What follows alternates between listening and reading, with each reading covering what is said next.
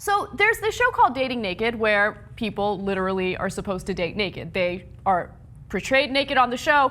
Obviously, since it's television and there are certain FCC regulations, their tidbits have to be censored, right?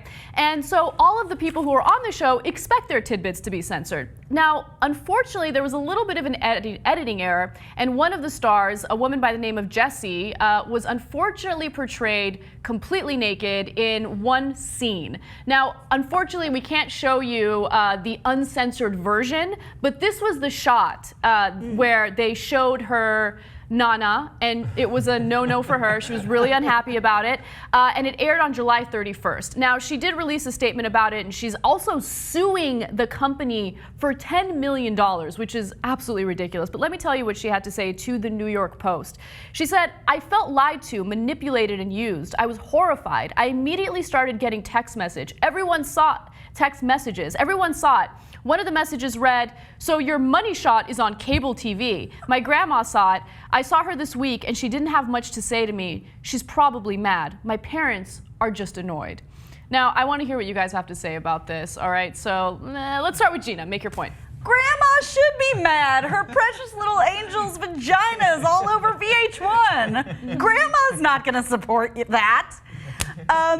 Obviously, this is ironic. She's on a show called Dating Naked. Mm-hmm. She's going to be naked. But, like, pixelation was implied. Mm-hmm. So, like, I probably wouldn't do it because there's not enough scramble. Ridiculous.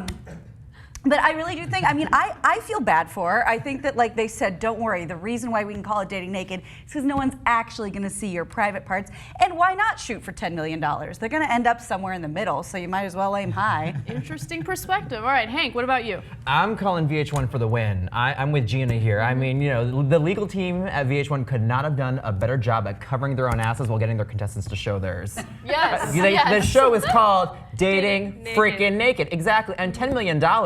Holy shit, I don't even think a J-Lo's ass is insured for that much money, right? Yeah. Who do you think you are? I feel as though if you are comfortable enough to be on this show, you shouldn't make such a big deal out of the nudity that was shown uncensored. I mean, I took a long, hard look at the image that she was really worried about, and she's got a great vagina. There's really nothing to worry about. I would be proud of it. And look, if you're worried about what your family thinks about you because they saw you completely nude, I mean, you decided to go on this show. They probably were, turning a blind eye in the beginning, but now and Papa wrote you off when you shipped yourself off to Palau or wherever that's filmed. They're not. It's what's done is done.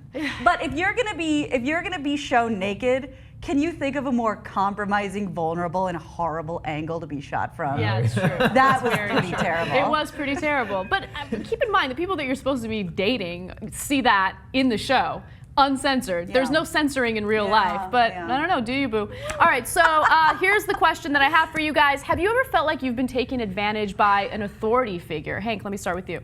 Yeah, well, when I was in college, I used to wait tables, worked in the service industry to put myself through, and one of the bosses' name was Roger, complete asshole. He pretty much expected me to just read his mind, you know what I mean? He would yell at me for not being able to read his mind for this and that, and he was just mean. And I think it was that time in my life where I was very submissive, and also when someone is controlling your salary, you kind of want to kowtow to them, but I realized that the more I allowed him to bully me, the more he would do it, simply because he knew he could get away with it. So, Fuck that guy. I know. I worked for a guy named Willie who was a total dick. His name was Willie. I mean, he was terrible. Willie and Roger, by the way, I didn't have high hopes for either of your stories. Willie and Roger, with the names bosses. like that? Yeah. Tell me about it.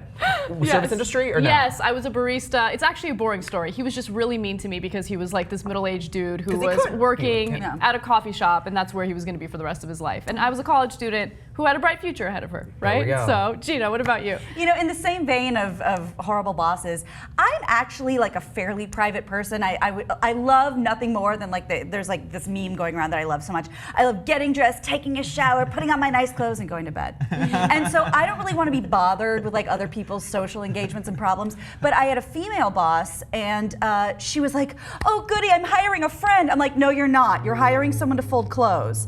So when I, was selling stuff and I was in retail, she decided that, you know, my paycheck depended on whether we hung out afterwards or we went to lunch together. And I'm the kind of person that just wants to like read a book in my car for 50 minutes, you know, and I don't want to like go fake shopping, you know, and just hand my paycheck from them to Nordstrom's.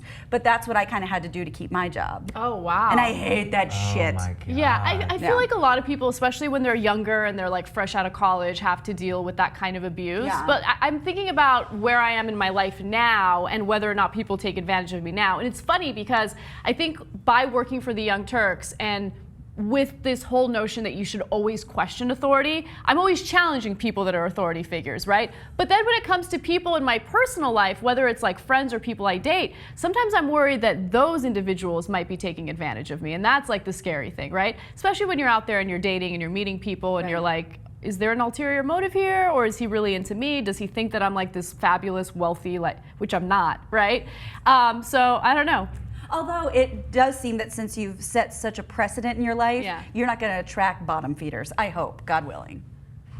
No, I don't. Not when you look like this. No. I don't. Pause. Wait, do I or do I not? I know, I'm no, like, you don't. You don't. Let me It's not reflect on my like life. I right would Saved by the No. Bell. We can't stop so you can think about it. Yeah, I'm super lucky. I don't. I think everyone in my life is genuine and awesome. But Yeah. you still have to worry Sure. about whether or not people take advantage of you, regardless of what you do for work. All right, but I do want to hear from you guys. Have you ever felt like anyone has taken advantage of you, whether it's an authority figure or a friend? And also, feel free to comment on this show. Do you feel that she's justified in being upset with the fact that her punani was shown on television? Share in the comment section below, and of course, we'll see you guys soon.